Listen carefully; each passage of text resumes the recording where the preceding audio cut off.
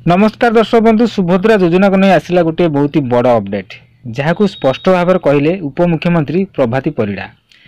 यह योजना केबेठार आवेदन करा एवं ता सहित के मैंने आवेदन करें कौन कौन सब डॉक्यूमेंट लगे केते टंका व्यय बराद होती बजेट रे तार संपूर्ण विवरणी वीडियो माध्यम आपण देखा पाइबे।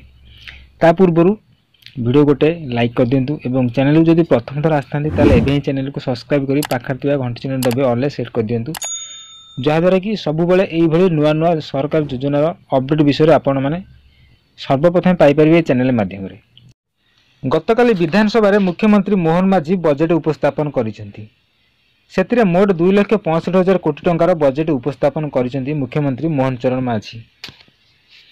2023 एवं 24 तुलन में बजेट परिमाण 15% अधिक रही मुख्यमंत्री कहिसेंती।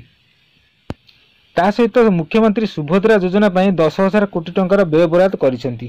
सुभद्रा योजना को नहीं उपमुख्यमंत्री प्रभाती परिड़ा कहिसेंती जे सेप्टेम्बर 17 रे सुभद्रा योजनार शुभारंभ करा जिवो। राज्य सरकार महिला मानकु प्राधान्य दे सुभद्रा योजना 10,000 कोटी टंका व्यय बराद करिसेंती। एहाकु अगस्त 15 सुधा प्रस्तुति शेष हो बोली उपमुख्यमंत्री कहिसेंती। प्रधानमंत्री नरेंद्र मोदी ओडिशा रे सुभद्रा योजनार शुभारंभ करिवे एने से मध्य कहिसेंती। आवश्यक मुताबक आहुरी व्यय बराद हेबो बोली से मध्य कहिसेंती। जदि आहुरी आवश्यक पड़े ताहले आहुरी मध्य व्यय बराद हो बोली उपमुख्यमंत्री कहिसेंती। यह सुभद्रा योजना को नहीं गुजब को जमा विश्वास करंतु नहीं बोली मध्य से कहिसेंती। सुभद्रा योजनार आवेदन प्रक्रिया सरलीकरण करा जिवो बोली मध्य उपमुख्यमंत्री प्रभाती परिड़ा कहिसेंती।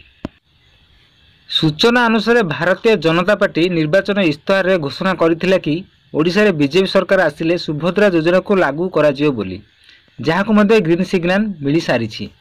मुख्यमंत्री मोहन चरण माझी सुभद्रा योजना लागू करने को घोषणा कर बजेट रे ओडिशा रे प्रति महिला को 50,000 टंकार कैश भाउचर मिलियो बोली मध्य से बजेट रे घोषणा कर मोहन चरण माझी।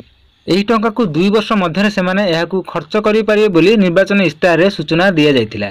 तबे दर्शक बंधु ये थिला सुभद्रा योजना को नहीं किछि नुआ अपडेट जहाँकि अगस्त 15 पूर्व आवेदन प्रक्रिया आरंभ हो एवं लॉन्च हेबो 17 सेप्टेम्बर 17 तारिख रे।